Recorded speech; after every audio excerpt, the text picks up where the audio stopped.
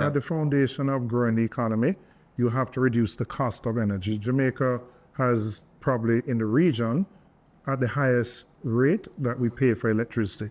It both affects individuals. If you ask any individual, what's the highest bill? Is your light bill, right?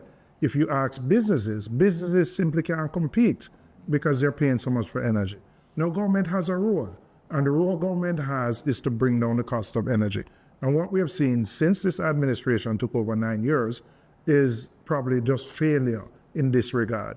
The level of renewables that should be added to the grid, they have only, after 8 years, come out with a request for proposal. They have just selected the providers. It will probably take another year or two for those persons to build out, whether it be solar, wind, etc., to add to the grid. And when we came in 2012, we issued and completed the RFP process by 2013, which led to the build-out in 2016. All right? And as I said, it's taken them 8 years. It's really the cost of corruption because that ministry has seen 4 ministers. There was nepotism, cronyism, and corruption there. It decimated the technical expertise in the ministry and has affected the ability of the government to deliver on the mandate of adding renewables and bringing down the cost of energy. The record over the period is very, very poor when you consider how fundamental energy is to the overall economy, because everything in the economy runs on electricity and energy. So you have to have a very robust, a very effective energy policy and a mandate to execute on that policy in order for the economy to grow. And the poor growth results that we've seen with this government, including negative growth in 2024, is partly as a result of the very weak performance in the area of energy. We plan to bring it down. So the JPS license expires in 2027. The government has to signal the intention to renegotiate it. There are things we want to do. We want to democratize the grid. We wanted to ensure that when cheaper sources of energy come into JPS, that the consumers benefit from that, right? So you have a more transparent pricing mechanism.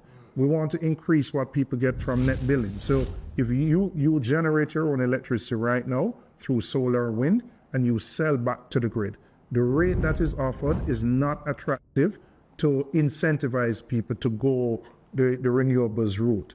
We also want to introduce power wheeling. That was on the cards when we left in 2016. If you're a business with multiple locations, you can generate in one and provide to another location. So there are plans that are in place that have not been implemented by this administration, which will bring down the cost of energy. For special economic zones, which are critical to driving economic growth, we want to put in place a system where they can generate and provide electricity within that zone.